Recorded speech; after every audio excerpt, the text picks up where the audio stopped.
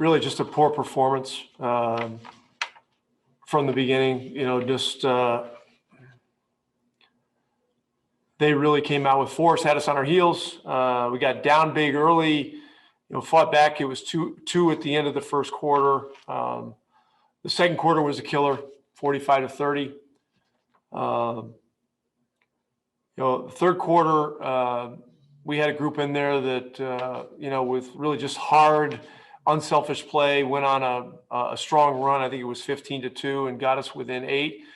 And then, we had some chances to get it under 6 a couple of times, I think, and we're unable to do it.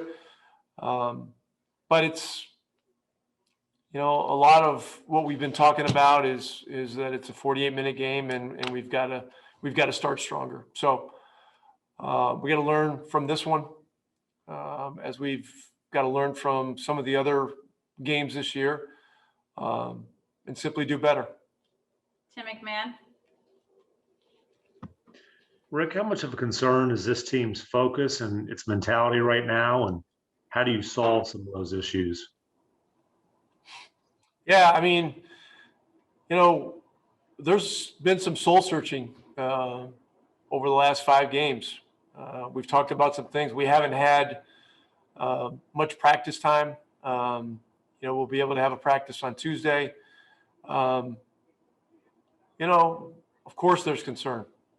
But I think this game brings the issues into a sharper focus. And, we've got to get ourselves back on track just from a process standpoint.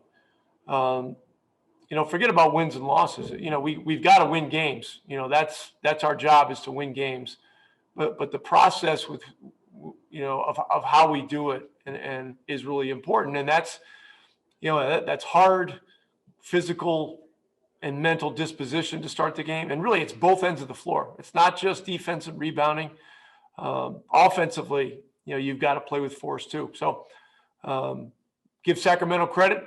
They came in here, on a long losing streak. They decided they were going to throw their best game at us. They did. And, they ended up getting the win. Brad?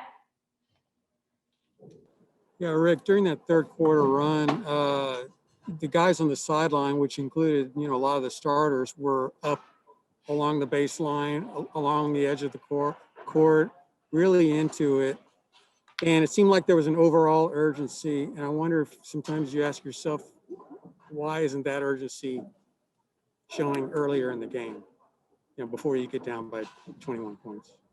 Yeah, it's a great question.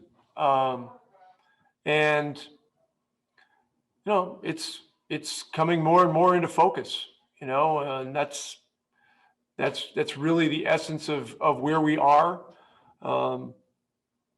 Every game must be treated as a playoff game.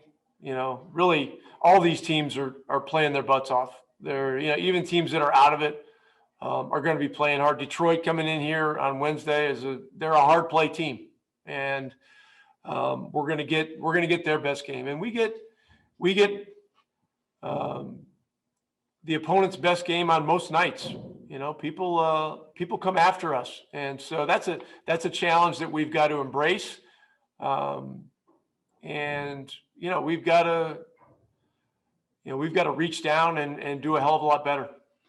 Okay, Eddie will be the last one, and then Dorian will be ready. So if you guys want to raise your hands for Dorian, that's great.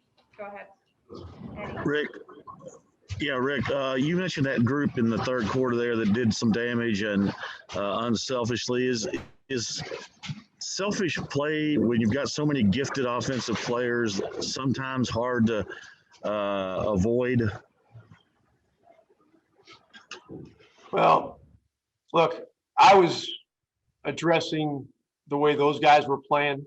I think in an NBA game, teams can always be more unselfish. And it's not just an offensive thing. It's a defensive thing too.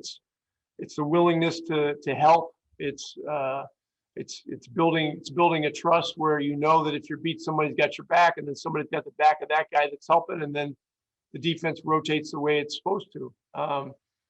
But look, they were doing some things defensively that made it difficult. They were physical. They had a lot of physical defenders that were capable switch guys. And, you know, in those situations, we just got to do a better job of attacking. But, you know, the best way to attack a switching defense is to get stops and get in transition before defense can get organized. And we just didn't have enough of that from the beginning of the game on through.